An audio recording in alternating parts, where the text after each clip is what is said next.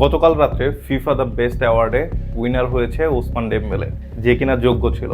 But কিছু মানুষ প্রশ্ন তুলেছে কেন রাফিনহা ফিফা দ্য বেস্টের স্টার্টিং 11-এর নাই। বাট আমি জানি কেন রাফিনহা এই জায়গায় নাই, যার কারণে আমার প্রশ্নের উত্তরটা ক্লিয়ার হয়ে গেছে।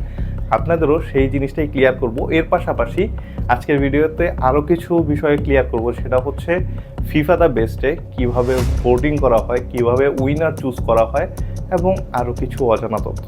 তো ফাও প্যাচাল বাদ দিয়ে চলুন ভিডিও শুরু করা যাক। প্রথমেই শুরু করি ফিফা দ্য বেস্ট এবং ব্যালন ডিওর নিয়ে যে মানুষের মধ্যে কনফিউশন আছে সেটা দূর করার জন্য। ব্যালন ডিওর এবং ফিফা দ্য বেস্ট দুইটা একদম টোটালি ভিন্ন জিনিস। ফিফা দেয় হচ্ছে ফিফা দ্য বেস্ট এবং ব্যালন ডিওর দেয় হচ্ছে ফ্রান্স ফুটবল ম্যাগাজিন। আর এইটার যে টাইম লেন্থ এটাও কিন্তু আলাদা। ফিফা দ্য বেস্ট এটা দেয় হচ্ছে একটা সিঙ্গেল ক্যালেন্ডার ইয়ারের উপর বেস করে, যেমন হচ্ছে 2025 সালের সেরা প্লেয়ারকে সেটার উপর বেস করে ফিফা দ্য বেস্ট এই অ্যাওয়ার্ডটা দেওয়া হয়। এবং ব্যালন ডিওর দেওয়া হয় একটা সিজনের উপর বেস করে, যেমন আমাদের সিজন শুরু হয়, ফুটবলের সিজন কিন্তু শুরু হয় আগস্ট মাস থেকে জুন জুলাই পর্যন্ত হয়। তো এই সিজনের উপর ভিত্তি করে ব্যালন ডিওর দেওয়া হয় সিজনের উপর ভিত্তি করে, আর ফিফা দ্য বেস্ট দেওয়া হয় ক্যালেন্ডার ইয়ারের উপর ভিত্তি করে। তো যাই হোক, এটা হয়তো ক্লিয়ার হয়ে গেছে। সেকেন্ড বিষয় হচ্ছে ফিফা দ্য বেস্ট কিভাবে তাদের উইনার সিলেক্ট করে, তাদের ভোটিং সিস্টেমটা কি। তাদের ভোটিং সিস্টেম এবং ব্যালন ডিওরের ভোটিং সিস্টেম কিন্তু আলাদা। ফিফা দ্য বেস্টে ভোটিংটা 4 ভাগে ভাগ করা হয় এবং প্রত্যেকটা ভাগকে 25% করে প্রায়োরিটি দেওয়া হয়। প্রথম ভাগটা হচ্ছে জাতীয় দলের কোচ, অবশ্যই এই দলগুলো আমাদের ফিফার অন্তর্ভুক্ত হইতে হবে। এবং দ্বিতীয়জন হচ্ছে জাতীয় দলের ক্যাপ্টেনরা।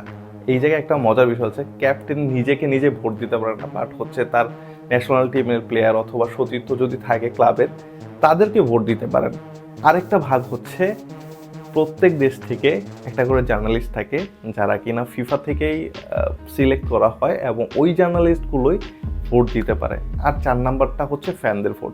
তো এই যে 4টা ভাগে ভাগ করা হয়েছে, প্রত্যেকটা ভাগ থেকেই 25% করে প্রায়োরিটি দেওয়া হয় এবং সবার ভোটিং মিলিয়ে তারপর হচ্ছে একটা উইনার সিলেক্ট করা হয়। আর সবার ভোটিং মিলিয়ে এবার হচ্ছে উইনার ওসমান ডেম্বেলে। আচ্ছা, এটা শেষ।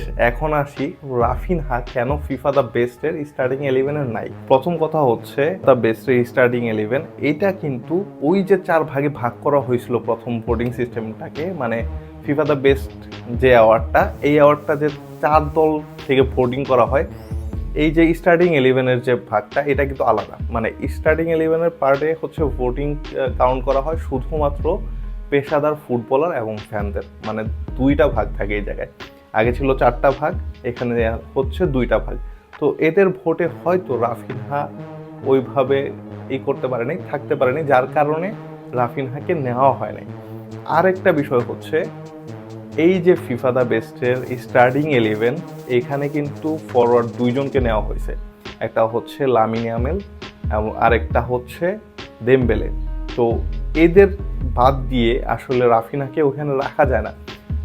এরপরে 4জন মিড নেওয়া হয়েছে। এখন মিডে তো রাফিনহাকে রাখা যায় না, কারণ রাফিনহা হচ্ছে ফরওয়ার্ড, তো যার কারণে উনি বাদ পড়ে গেছে। তো হয়তো আপনারা এই বিষয়টা ক্লিয়ার হয়ে গেছেন। একে তো তারা হচ্ছে মানে রাফিনহা হচ্ছে ভোট কম পেয়েছে, দ্বিতীয়ত ফরওয়ার্ডের যে লাইনটা ছিল ভোটিং বেশি পাওয়া সত্ত্বেও ডেম্বেলে এবং হচ্ছে লামিন ইয়ামালের জায়গায় তাকে নিতে পারেনি, কারণ তার ভোট ওই পরিমাণে হয়নি। আর ডেম্বেলে এবং লামিন ইয়ামাল অবশ্যই ডিজার্ভ করে, যার কারণে তারা ওইখানে আছে। আর রাফিনহাকে নিয়ে বলার কিছু নেই, সে গত সিজনে দুর্দান্ত খেলছে, ব্যালন ডিওরে 5 নম্বরে ছিল, এটাও একটা কেমন যেন লাগে। যাই হোক, তো সব কিছু মিলিয়ে ফিফা দ্য বেস্ট অ্যাওয়ার্ড যেটা দেওয়া হয়েছে আমার কাছে মনে হয়েছে যে না, এটা একদম ভ্যালিড।